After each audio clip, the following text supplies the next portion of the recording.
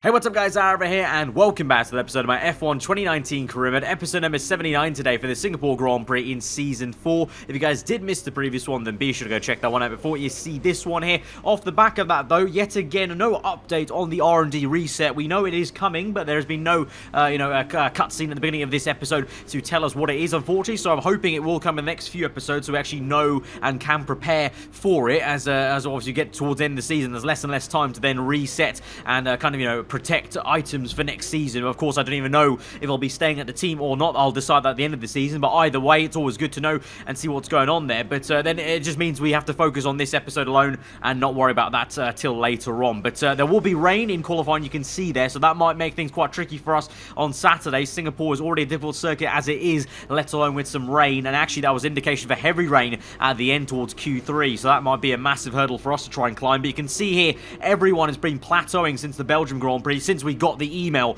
saying there's a rumoured R&D reset. So I think every team now is preparing themselves for that R&D reset, as you would imagine here today. But for us, of course, we've already maxed out our car, so no upgrade to talk about either towards the Singapore Grand Prix, just hoping that our car is somewhat decent enough. Obviously, it was strong at the Belgium GP and the Italian GP, but this is a very different circuit now, so maybe teams like McLaren, who have struggled in the last few episodes, might come back with a lack of emphasis in a straight line, potentially the thing that's hampering them. Red Bull should be strong at Singapore, just like they were at the Hungarian GP. But let's see how it goes. There might be some rain also to kind of be a spanner in the works. So let's go to Saturday and see how we do over one lap. It's time for us to settle down and the drivers below to get fired up. Once again, welcome to Singapore as we get ready for the green light and the start of what should be a fantastic qualifying session. And as we wait, poised for the start of what will hopefully be a thrilling qualifying, why don't you tell us, Anthony Davidson, about the things you can do to really get the most out of a car in a session like this? Well, you're largely limited by the Parc Fermé regulations, of course. Back in the old days, pre-2004, you'd work on both a qualifying setup and a race setup over practice, and then swap them over after qualifying. So the race car was quite different at times to the qualifying car. Nowadays, though, you have to find a compromise that works for both. There are a few things that you can still adjust during the session, such as the differential, the brake bias, and the front wing angle, but that's about it. So it's more about optimizing what you do have and adapting your own style to suit the track conditions. So we're going to dive into Q1 then at the start of our flyer with a massive amount of understeer in turns 1 and 2, unfortunately there. The car feeling very stiff, I would say, here at Singapore. Always kind of does, because I'm adamant there is a change in the feeling, the way the 4C back is through a steering wheel when you play this game compared to other tracks here. At least on my wheel, I certainly do feel a bit of a difference in 4C back and a kind of a lack of one, and the car feels a lot more floaty, I found, on this game in general. It did kind of the same thing in F1 2018, unfortunately, as well. So it means the car definitely just doesn't feel the same as it did coming back off the Italian GP, but nonetheless finding some speed at least to get through into Q2. That's all that matters really in Q1, and thankfully I kind of got saved by the rain a little bit because I only got up into P12 then, and thankfully the rain started to come down by the time Q1 was ending, so I do make it through pretty much only because everyone else couldn't set faster laps at the end like they usually would do because the rain came down. Hamilton through in P2, and then we can move on to the second qualifying session of the day, then Q2, and it's intermediate conditions right now. We've set our first flyer, which isn't too amazing there. We're 1.3 off our teammate then, and so we go into turn 1 a little bit more with a little bit more vigor, I guess you could say, because you can see on the top right we gain a massive amount of time there, so I was very cautious on that first run, I guess, basically, and going a bit more confidence, I guess, on this second run as we've gone purple in the first sector there, holding the advantage through about 7 to 8 tenths, hoping to carry through at least over a second advantage as we go through to the end of the line, because I need about 1.3 to try and match Hamilton here, but we were down to P13. For some reason we've gone down, up to P11 now, so I think some of the other people had their laps invalidated, but we go across the line there, 1 purple and 2 green sectors, and gets us up into P4, and that's actually a very decent showing, I would say. I was very surprised at my pace there compared to Hamilton, rest of the field. Of course, there's a massive amount of time to actually find still in Hamilton, about 4 tenths, but at least we did the job against everyone else, our rivals, and you can see there Sergio Perez out in Q2, so very odd. I thought McLaren were going to be strong again. Lando Norris has done the job, but Sergio Perez, the man from McLaren who was the higher up in the championship, is knocked out at the second time of asking there, so unfortunate stuff for him. So we move then into Q3, and you can see the spray is biblical, because actually the icon for rain, as I went out the garage, was actually the 3 streaks of rain, which basically means like a monsoon, and if it was a race condition, it could actually get a safety car due to so much rain out on track there. So in qualifying, they won't ever do that, of course, but that just meant conditions were very, very treacherous indeed there. So we're going to have to try and basically tiptoe through and watch ourselves very much so. But to be completely honest here, I wasn't too confident in my abilities in the 4 wet conditions around this circuit against Hamilton, let alone everyone else as well. So as we tiptoe around, I don't think this is going to be a particularly fast time. We come through to the end of the lap, and you can see there we're in P9, just ahead of Hulkenberg, but we're a massive amount off Pierre Gasly, and I called it a day there. I didn't even bother to go out again because the rain came down even harder than at the end of the session. So we do qualify in P9, unfortunately. Hamilton in P3, so he does a decent job, but Gasly and Leclerc showing some strong pace there.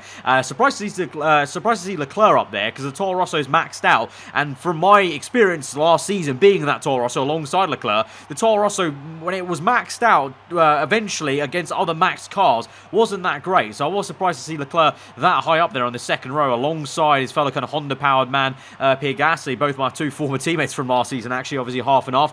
But for us P9, the job will be first and foremost to kind of catch up to Hamilton at least in P3, then worry about everyone else really. But I guess seeing the likes of Sergio Perez out in Q2 at least is some sort of solace, and Hulkenberg, you know, we've got a few championship rivals that are behind me, but then you've got a few ahead of me, which is obviously making this season very, very exciting, that everyone's being jumbled up every single race, and long may it continue really, hopefully to the end of the season, as it could well end up in a monumental finale in Abu Dhabi Grand Prix, hopefully. But let's go to the grid then on Sunday. Should be all dry for tomorrow's race, so that's at least going to be a solace I can take from that basically, and obviously looking to go upwards from P9. Hello and welcome one and all to the shining streets of Singapore. Can you believe we've been coming here for nearly a decade now?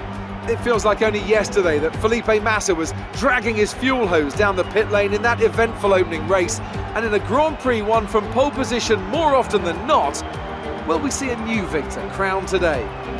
We're here at the Marina Bay Street Circuit today, located in the heart of Singapore. The circuit consists of 23 corners, 13 to the left and 10 to the right. It's a track that's incredibly technical, so don't expect to see the drivers taking too much at full throttle.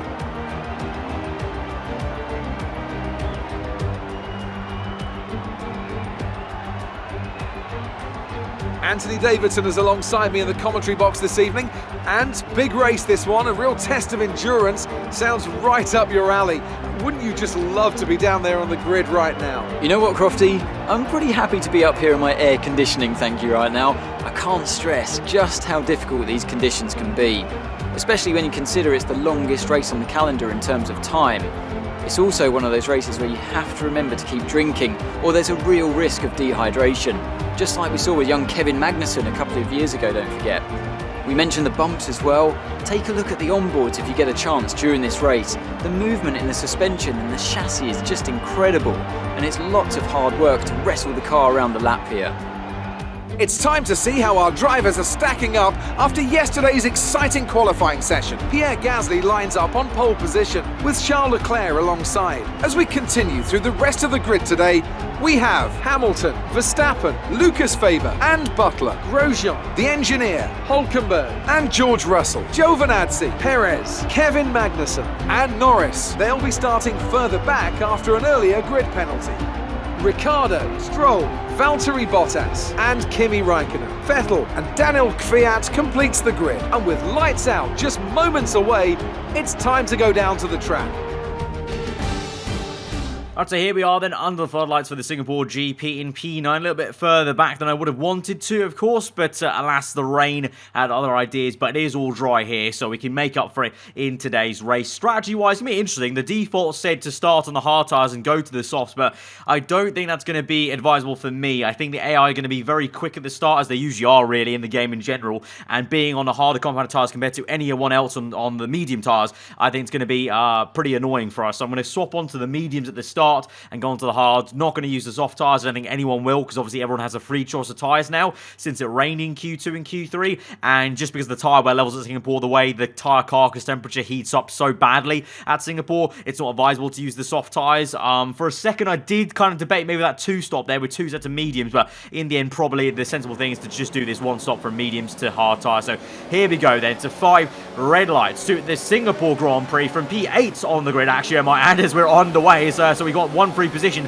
from a penalty that I actually forgot about there as we go down the inside now into turn 1. Try to get to the inside of Romain Grosjean there, who pinches me into the apex, so we had no option but to just kind of let go of the throttle pedal and just sit behind in P8 there. So a bit aggressive from the cars ahead of us there as everyone's trying to vie for position. You've got Gasly up ahead with Leclerc and my teammate Hamilton there in the top 3. Grosjean chasing after Max Verstappen and Lucas Weber in the 2 Renaults here today, and Verstappen going on the attack on Weber, but Weber cuts him off there as we now go to the inside though of the Frenchman, get the job done, have a little look to the inside on Verstappen, but think better of it there, and instead he chops us off at the apex there. And I'm actually surprised there was no damage on the front wing there, because I felt like I clouted him quite harshly on the rear end there, but we're right up the gearbox of Verstappen, apparently pushing him through that left-hander previously. Now we go around the outside on this next left here. It's going to be very awkward to the next right. We go over the bump and he has to give us the space as the wall comes in and closes up the racing line, and we're up into P6 then. So it's an aggressive but a very decent opening lap then to get those 2 positions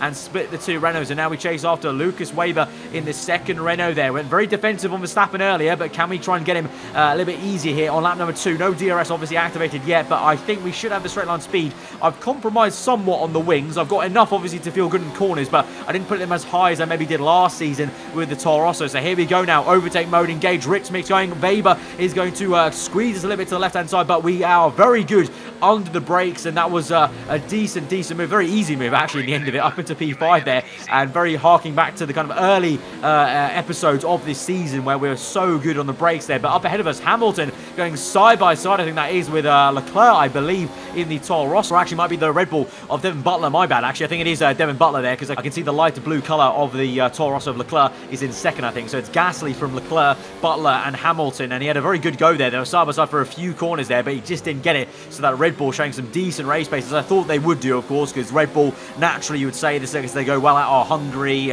Singapore, Monaco, the usual suspects really for Red Bull, just like in real life, and that's the same thing for the game really, even if we've got maxed out cars. So we move on now later into lap number 3. We set a purple first sector here, and we're closing up to Hamilton now, and Hamilton has started on the hard tyres. So in theory, on paper, we should be fast on him, and we should be looking to get past him really as soon as we can, because we can get some clean air, push away from him. Of course, the caveat is later in the race, he's going to be on the medium tyres on lower fuel, so he might be faster at the end of this Grand Prix. But as it stands right now, we should be the ones that are closing up to him and overtaking him with some ease. So here we go now, trying to get it done. We don't have too much ERS to use there, so I have to watch out for that. At the same time, as long as I stay behind him, I need to also watch out for my engine temperatures, as that's certainly another factor I need to watch out for, let alone the tyres also kind of cooking as we go through these corners there. Also something I'm wary of is last season, I remember very fondly, we had to pit a little bit earlier than I wanted to off the mediums, because even the medium tyres kind of get overcooked, just is the nature of this circuit on the game, unfortunately. Very tricky on F1 2019. But you can see here, having some issues getting past Hamilton. To be fair, in sector 3, it's going to be difficult to get past, really, because it is very much like Monaco. But as we swing through down the last corner, a little bit of time lost there as the dirty air kicks in through the last bend. But we set another personal best lap time there, and now we're just trying to set ourselves up potentially for a move, probably on the back straight with DRS as we come through. You can see I've gone down to lean mixture though, to try and save the engine as much as I can to make sure it's not overheating by the time we get through to DRS activation point, because I need the engine to be as cool as we can get it and optimum temperature for that. So here we go then, hot lap mode, then to overtake mode, DRS open there, but not gaining too much, of course. Obviously Mercedes light for light, but we go down the inside on the right there, and Hamilton just about leaves us enough room to work with. We'll lock up the front right tire as we go round the outside, hacking away at the steering wheel like a saw. Down the inside we go. He's on the outside though. He's held it through, Hamilton has, and he comes across and hits us a little bit, and Hamilton makes some contact. He's making us known he is there for, obviously he's going to defend the position very hard and maintains the position for now in P4. So we got a warning from the F5 for a collision with Hamilton there. So Hamilton clearly not wanting to give up the position too easily, and I don't know if the team's told him that I'm on a different strategy, but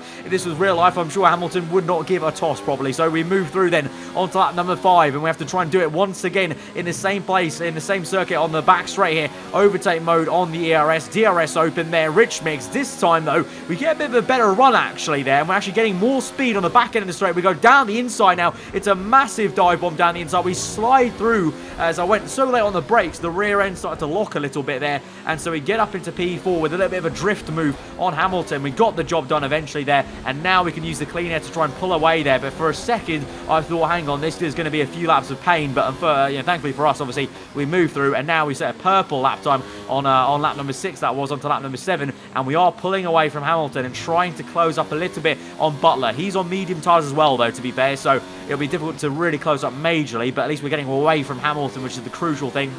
And generally just keeping up a decent pace, I guess, in this first stint and not letting the tyres get away from us too much. But as we move on to lap number 12, now the tyres are feeling a little bit second-hand. We've got Leclerc who's in then, so it's a 1-2 now for Red Bull. Actually, no, I should say it was a 1-2, but also Gasly's come in, so Butler's now P1, I'm P2. We come through on lap 13 then, and Butler will come in. I will continue on for one more lap because I just want to stretch the mediums just a tad, because although the pace isn't really there, you can see I'm like 2 seconds now off my personal best time on the mediums. The hard tyres are just horrendous tyres, in my opinion. They just don't feel very good. Even if the lap time is there, they just don't feel great to drive on, so I'd just rather be on worn medium tyres for a little bit longer. We now come in for that pit stop. Going to be no issue for us. No one in the pit lane there, so decent pit stop there. 2 seconds. A little bit slow, though, than what we have in the Road to Glory, but obviously I don't think we have a contract. Our contract perk, I don't think, is at the highest it could be for the pit stop efficiency, I don't believe. But as we go down the pit lane then, we're going to be obviously back down into P5 as it stands, as Hamilton is yet to make his pit stop there.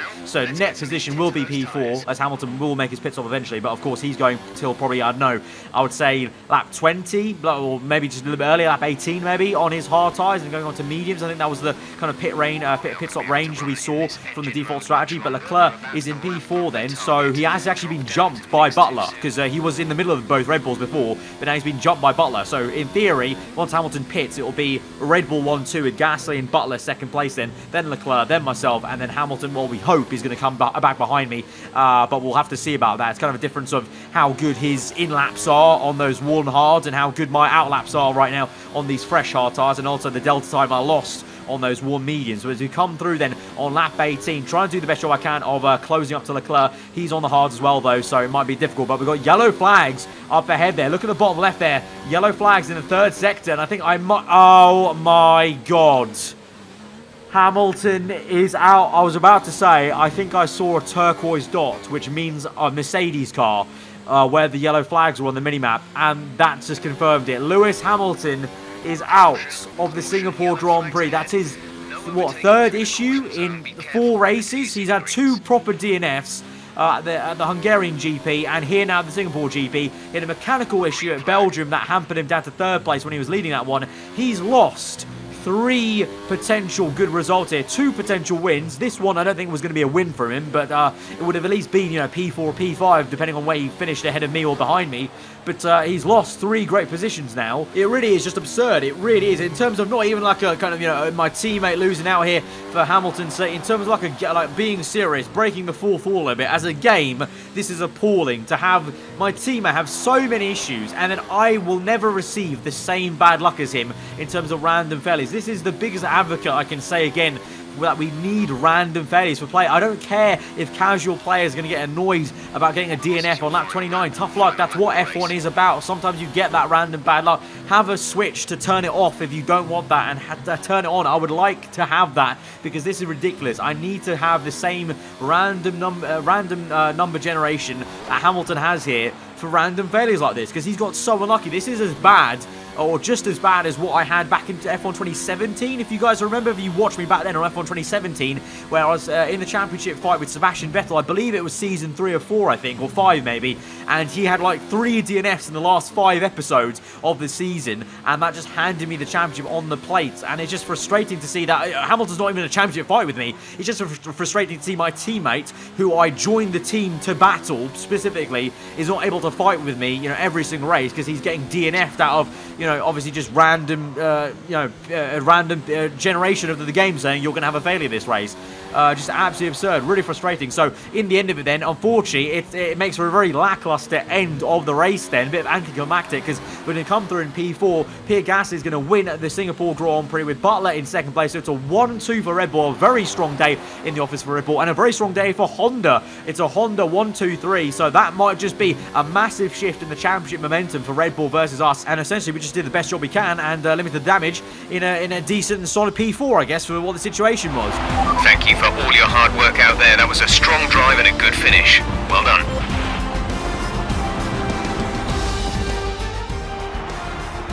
Victory for the team from Milton Keynes then, after a quality performance.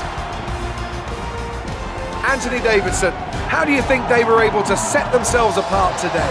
Well, this was a real team victory. They put together a solid strategy today that appeared well suited to the conditions out on track. The driver did everything that was expected of them in the moment to really execute the team's plan to perfection, a shining example of how F1 really is a team sport. The drivers are en route to the podium as we speak. What a fantastic win for the Red Bull team. They performed exceptionally today, keeping us firmly on the edge of our seats throughout the entirety of the race.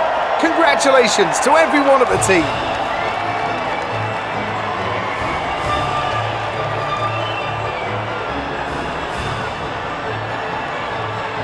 So in terms of the results then, after that 1-2 and the 3 for Toro Rosso, then us in P4, we still maintain the lead in the championship, but Gasly now is in second place. So things are heating up, and my old favourite rival, Pierre Gasly, is now coming into the championship fight there, along with Sergio Perez still close up. Butler's right up there. I mean, to be fair, the entire top 6 and 7 is still pretty close, but I would say probably you're looking at the championship fight being probably most likely between myself, Gasly, and Perez, I would say, and then there's a bit of a gap then to Butler. We'll see how Butler progresses through this, but constructors-wise, the fight's definitely on between ourselves and Mercedes and Red Bull. McLaren have been a little bit less consistent as of late there, so I feel like they've kind of pushed themselves out of the championship contention completely, but they could still come back in if they had a few 1-2s, but I doubt it. So I think it's going to be a fight between Mercedes and Red Bull for the championship here as we go on through the last few episodes of this season there. But yeah, just a bit of a bittersweet feeling at the Singapore Grand Prix to see Hamilton once again have an issue like that.